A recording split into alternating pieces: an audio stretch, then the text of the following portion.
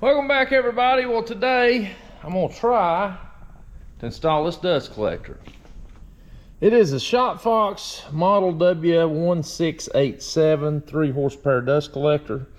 And you know, I've looked online, YouTube, trying to find somebody doing a review of it, and you can't find a whole lot of content out there on it. So I want to use it. The reason I bought it is it shows pretty good airflow capacity at 2830 on the CFMs. Main inlet's 8-inch, so it's about double the size of the one I've got over there now. Let's try to hook it up. All right, here's what we're working with. I've already ran my dust line along the wall, but if you've not been here before, I've got a 6-inch PVC line run under the concrete, but it stubs up into a 4 here, comes up, which I'll catch my miter saw here, and then I've just stubbed it out for the time being to see what we may do in the future. But it runs under the concrete, stubs up right here for what will be a table saw that would sit here, and then I've got electricity over here in the floor as well. It runs over, stubs up on this wall, and then I just had a piece of pipe left, so I went ahead and mounted it to the wall, but we'll do something with it down through there as well. But my dust system, or my dust collector rather, it's going to be sitting on the outside of the wall so I don't have to listen to it. Now, I want to be able to turn it on in here, and I've looked at the remote controls, but I think what I'm going to do is I'm going to wire straight into the dust collector, come through conduit, come in here, and I'm going to add a box here and put an on-off 220, 240 volt switch here. That way you can cut it on, because I'll probably use that dust collector with this more than anything, so I figure it'd be pretty handy to be able to turn it on right there when you need it. So we're gonna go outside and get her mounted. And when I put my pipe in, I just left it run up here high, that way I could cut it off. But I got to thinking, if I ever did anything inside, and you know, I had fumes that I wanted to be able to pull out and sort of need like a vent system, I got to thinking, if I come off of this before I got the dust collector, and I'd like to have a Y here with more of a long sweep, but all I could find was a T. But if I come up here with a T 6-inch out, a person could put one of those little 6-inch inline fans, just run it off of 110, and you could essentially have a little ventilation system if you was staining something and wanted to, you know, pull out some vents, or it could be used for, I guess, different applications. So we could run it there for a little ventilation system, or we can neck down to a vacuum hose, and if a person needed to suck the floorboard out in a car, you'd have access to get a hold of that hose there. So I'm going to add a T here. We'll stub it out for now.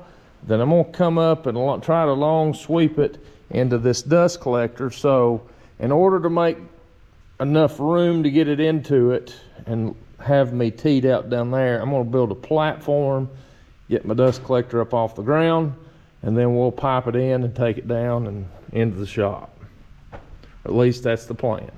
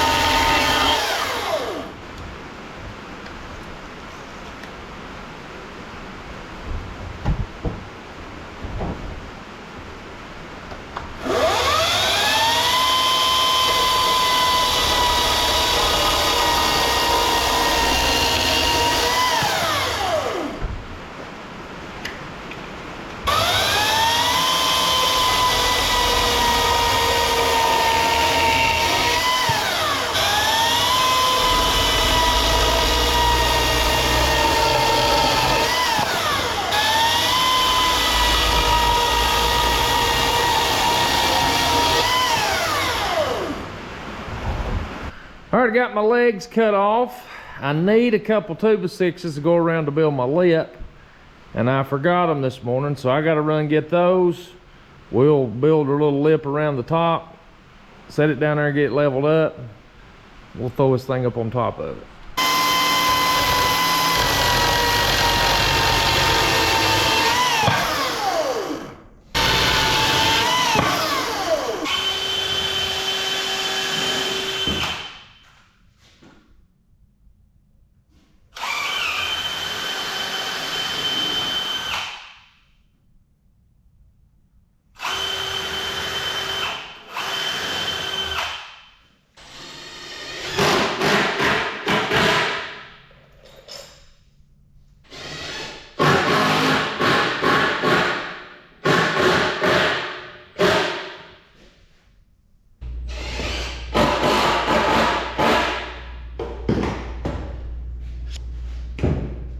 When I went and bought these 2x8s, I bet I picked through 20 of them to get two, the straightest ones I could find.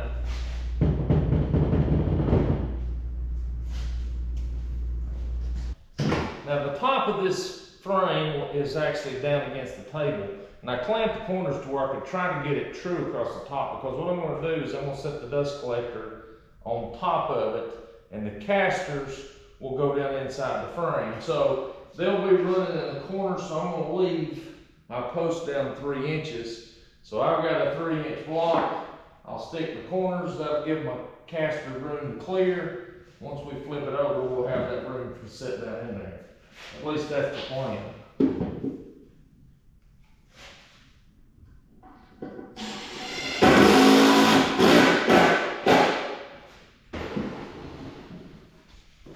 Tell you what, I've never owned a Milwaukee tool up until about a month ago. And I bought one of these Milwaukee pop rivet guns, and you want to talk about the cat's meow, that thing right there is, but I needed batteries, and so it was cheaper for me to buy the impact drill set, and I got 2 batteries with it. But you want to talk about something that's handy, that little sucker is.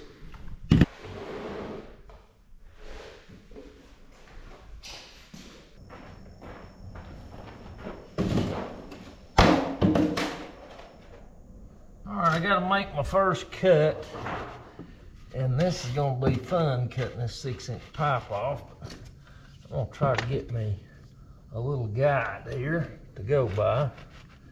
Doesn't have to be perfect, but I'd like for it to be halfway straight. I'm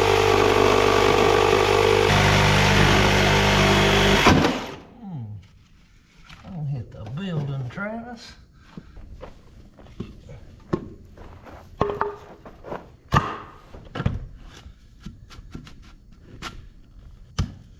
I tell you what, I thought about going ahead and gluing these, but I'm not going to do it. In case I ever want to go back and change anything, I'm going to just put them friction tight for now.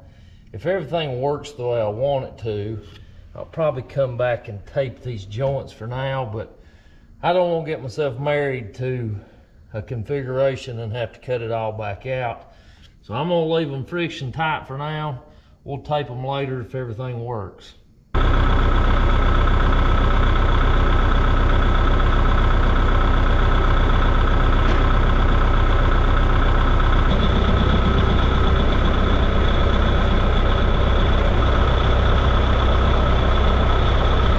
Now I got to figure out how to get it up on that stand without cutting her fingers off. I got an idea.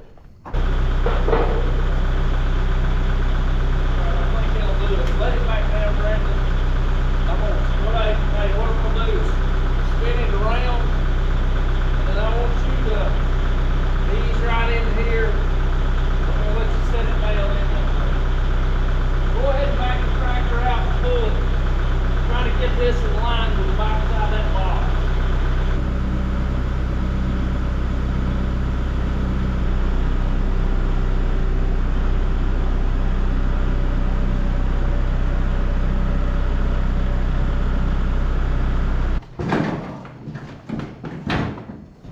Well, that wasn't as graceful as I'd hoped for, but it's on there.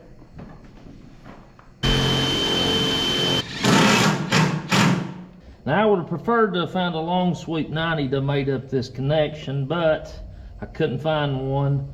And so I'm using 245s, and I've extended this middle to try to make it as long as I can. But this is what we're gonna be looking like. That right there. And then I'm gonna get my son to 3D print me a coupling here that'll go from this 8-inch pipe down to this 6. So he'll hopefully print me one that'll come out here and come back down, and that should have us tied together.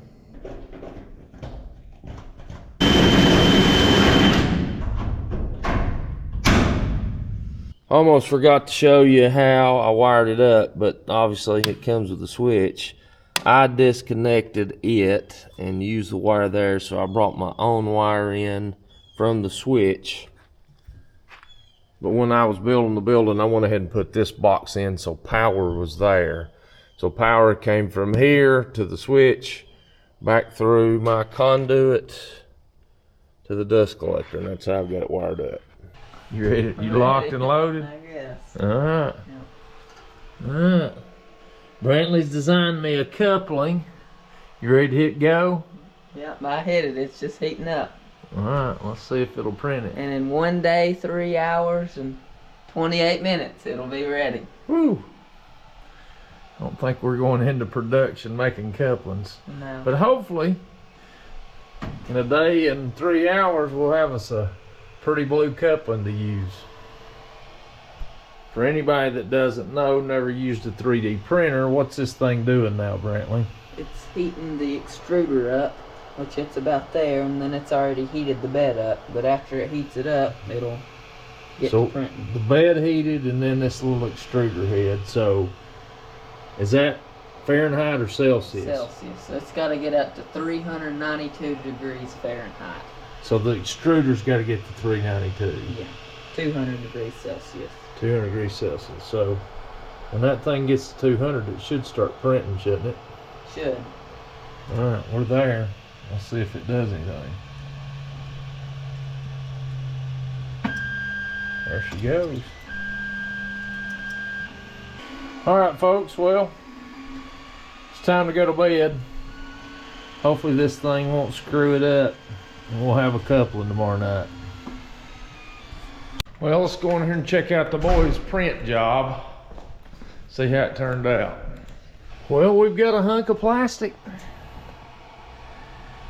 He paused it. We was looking at something and it looks like it's got off base here and printed a little cockeyed, but this little printer, when he does anything big, it usually will sort of get out of kilter at some point. I think it's time for him to upgrade. I know those bamboo printers, they supposedly make a real good printer, but I still think I can use this lip and make it work, so I'll take this plate off. We'll get it scraped off and see what it looks like.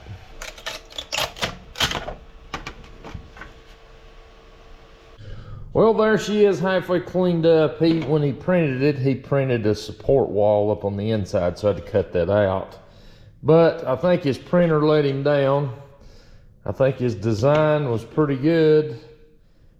His printer wasn't up to par, but I think we can still manage and use it and seal the gap up. So let's go see how it'll fit.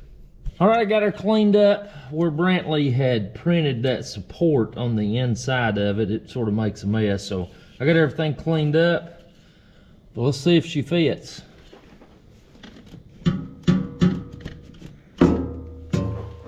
If everything goes as planned, this will slide on here. I gave him pretty tight tolerances, so he's lived up to that one. Now let's see if it'll match up on her big end.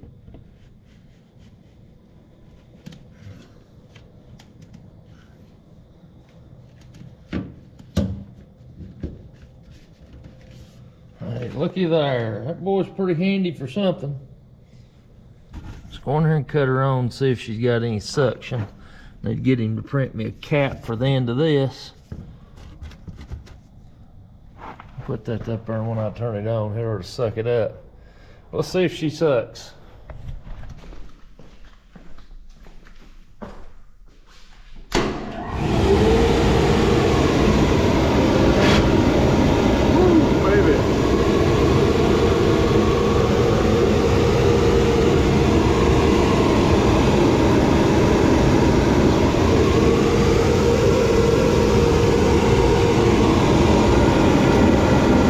All right, let's conduct a little test. I'm gonna just pull the door up, not shut it. Let's turn this baby on and see what kind of suction we're getting in here.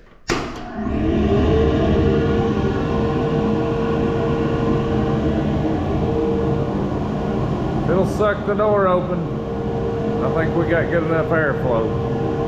And that was with a 6-inch hole open. I bet she'll really suck her open now.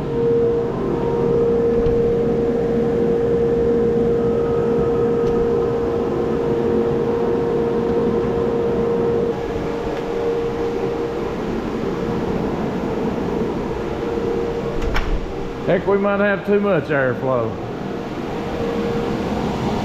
It'll definitely suck all the air conditioning out.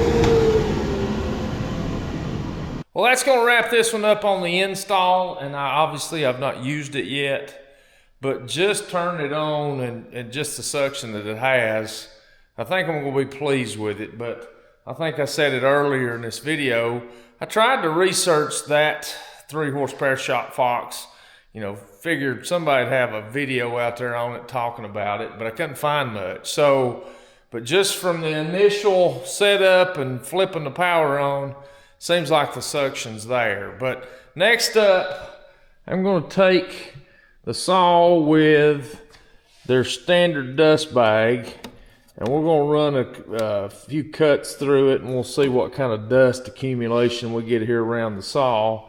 And then I'm going to take just a dust hose and hook onto their factory setup, and we'll see what kind of suction we get.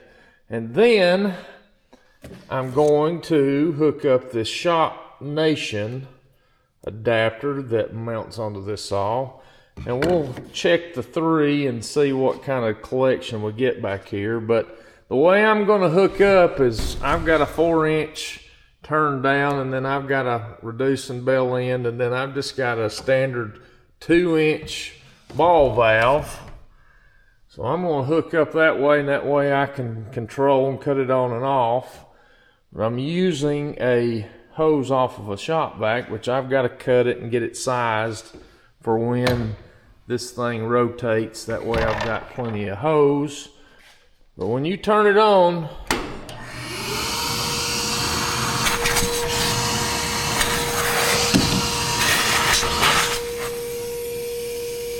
I think she'll suck some dust. But I'll tell you, having that thing outside is pretty nice. You don't have that racket in here to contend with. But I've thought about doing a system under the concrete and having a dust collector outside for a long time. So it's actually sort of nice to see it finally come together. But I've got to button it up now and get everything connected and set up the way I want it. But I'm glad to have this much done anyway. But if you watched, I appreciate it. And we'll catch you on the next one.